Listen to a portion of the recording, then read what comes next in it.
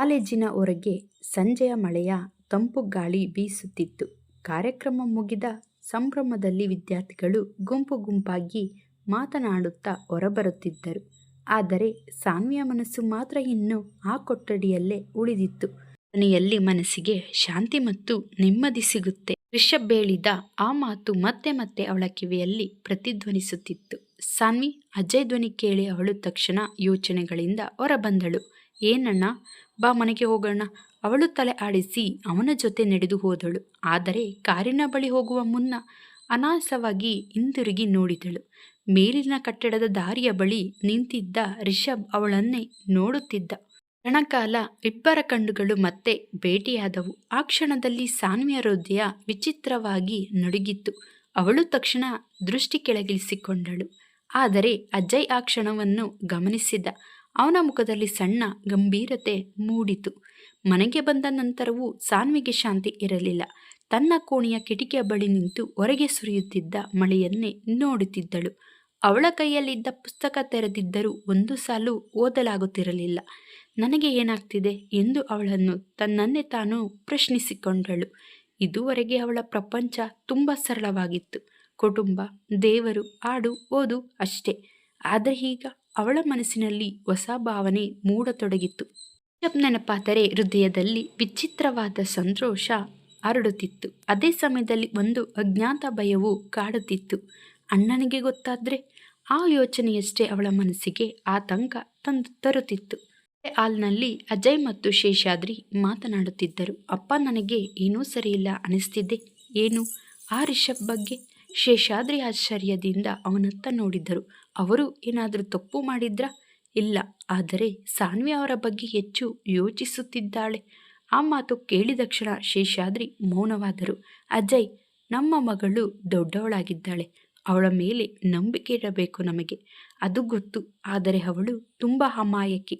ನಾವು ಅವಳನ್ನು ನಂಬಬೇಕು. ಅಜಯ್ ಕೋಪದಿಂದ ಉಸಿರೆಳೆದ. ಹೊರಗಿನ ಪ್ರಪಂಚ ಇಷ್ಟು ಸರಳ ಆಗಿಲ್ಲ ಅಪ್ಪ. ಶೇಷಾದ್ರಿ ಕ್ಷಣಕಾಲ ಮೌನವಾಗಿದ್ದರು. ನೀನು ಹೇಳೋದು ಸರಿ, ಆದರೆ ಪ್ರೀತಿ ಅನ್ನೋದು ಯಾರ ಅನುಮತಿ ಕೇಳಿ ಬರೋದಿಲ್ಲ ಅಲ್ವಾ? ಆ ಮಾತು ಕೇಳಿ ಅಜಯ್ ಮೌನವಾದ. ಯಾಕೋ ಅವನ ಮನಸ್ಸಿನಲ್ಲಿ ಅಶಾಂತಿ ಹೆಚ್ಚಾಗುತ್ತಿತ್ತು. ಅದೇ ಸಮಯದಲ್ಲಿ ರಿಷಬ್ ತನ್ನ ಮನೆಯ ಮೇಲ್ಛಾವಣಿಯಲ್ಲಿ ನಿಂತಿದ್ದ. ಮಳೆಯ ಹನಿಗಳು ಅವನ ಮೇಲೆ ಬೀಳುತ್ತಿದ್ದರೂ ಅವನು ಅಚಲನಾಗಿ ನಿಂತಿದ್ದ. ಅವನ ಮನಸ್ಸಿನಲ್ಲಿ ಮತ್ತೆ ಮತ್ತೆ ಮೂಡುತ್ತಿದ್ದುದು ವೇದಿಕೆಯ ಮೇಲೆ ಆಡುತ್ತಿದ್ದ ಸಾನ್ವಿಯ ಮುಖ, ಅವಳ ಕಣ್ಣುಗಳು, ಅವಳ ಧ್ವನಿ, ಅವಳು ನಾಚಿಕೊಂಡ ರೀತಿ ಎಲ್ಲವೂ ಅವನ ಮನಸ್ಸಿನಲ್ಲಿ ಆಳವಾಗಿ ಉಳಿದಿತ್ತು. ಇಂದಿನಿಂದ ತಾಯಿ ಮಾಳವಿಕಾ ಅವರ ಧ್ವನಿ ಕೇಳಿಸಿತು. ಅವನು ತಿರುಗಿ ನೋಡಿದ. ಏನೋ ಸಂತೋಷದಲ್ಲಿದ್ದೀಯಾ? ಹಾಗೇನಿಲ್ಲಮ್ಮ, ನಿನ್ನ ಮುಖ ನಾನು ಮೊದಲ ಬಾರಿ ಹೀಗೆ ನೋಡ್ತಾ ಇದ್ದೀನಿ. ರಿಷಬ್ ಮೌನವಾಗಿದ್ದ. ಮಾಳವಿಕಾ ನಿಧಾನವಾಗಿ ಅವನ ಹತ್ತಿರ ಬಂದರು. ಅವಳ ಹೆಸರು ಸಾನ್ವಿ ಅಲ್ವಾ? ಅವನು ಕ್ಷಣಕಾಲ ಬೆಚ್ಚಿ ಬಿದ್ದ. ನಿಮಗೆ ಹೇಗೆ ಗೊತ್ತು? ಎಲ್ಲವೂ ನನಗೆ ತಿಳಿಯುತ್ತೆ ಕಣೋ. ಅವರು ಮೃದುವಾಗಿ ನಕ್ಕರು. ಅವಳ ಬಗ್ಗೆ ಯೋಚಿಸಿದಾಗ ನಿನ್ನ ಕಣ್ಣುಗಳೇ ಬದಲಾಗುತ್ತವೆ. ರಿಷಬ್ ಮೊದಲ ಬಾರಿಗೆ ದೃಷ್ಟಿ ಕೆಳಗಿಸಿಕೊಂಡ. ನನಗೆ ಅರ್ಥವಾಗ್ತಿಲ್ಲ ಅಮ್ಮ. ಏನು? ಯಾಕೆ ಅವಳ ಬಗ್ಗೆ ಇಷ್ಟು ಯೋಚನೆ ಬರುತ್ತಿದೆ ಅಂತ? ಮಾಳವಿಕಾ ಅವನ ಭುಜದ ಮೇಲೆ ಕೈ ಇಟ್ಟರು. ಕೆಲವರು ನಮ್ಮ ಜೀವನಕ್ಕೆ ಬಂದರೆ ಮನಸ್ಸು ತಾನೇ ಬದಲಾಗುತ್ತೆ. ರಿಷಬ್ ನಿಧಾನವಾಗಿ ಕಣ್ಮುಚ್ಚಿದ. ಹೌದು, ಸಾನ್ವಿ ಅವನ ಜೀವನಕ್ಕೆ ಬಂದ ನಂತರ ಅವನು ಮೊದಲಿನ ರಿಷಬ್ ಆಗಿರಲಿಲ್ಲ. ಮರುದಿನ ಬೆಳಗ್ಗೆ ಸಾನ್ವಿ ಕಾಲೇಜಿಗೆ ಹೋಗಲು ಹೊರಟಿದ್ದಳು. ಅಷ್ಟರಲ್ಲಿ ಮನೆಯ ಮುಂದೆ ಒಂದು ದೊಡ್ಡ ಕಾರ್ ಬಂದು ನಿಂತಿತ್ತು. ಅಜಯ್ ಈ ಸಮಯದಲ್ಲಿ ಯಾರು ಎಂದು ಹೊರಬಂದ.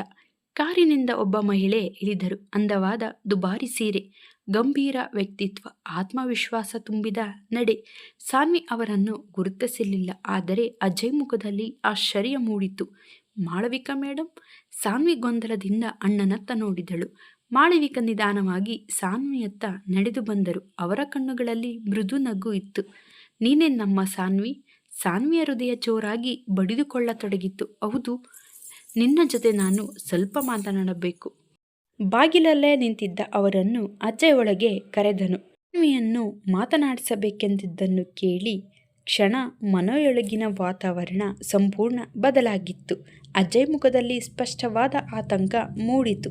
ಆದರೆ ಸಾನ್ವಿಗೆ ಮಾತ್ರ ಯಾಕೋ ಉಸಿರೇ ನಿಂತಂತಾಗಿತ್ತು. ಏಕೆಂದರೆ ರಿಷಬ್ನ ಜಗತ್ತು ಈಗ ಅವಳ ಮನೆಯ ಬಾಗಿಲಿಗೆ ಬಂದು ನಿಂತಿತ್ತು. ವಿಡಿಯೋ ಇಷ್ಟವಾಗಿದ್ದಲ್ಲಿ ನಮ್ಮ ಚಾನಲ್ಗೆ ಲೈಕ್ ಮಾಡಿ, ಕಮೆಂಟ್ ಮಾಡಿ. ಧನ್ಯವಾದಗಳು.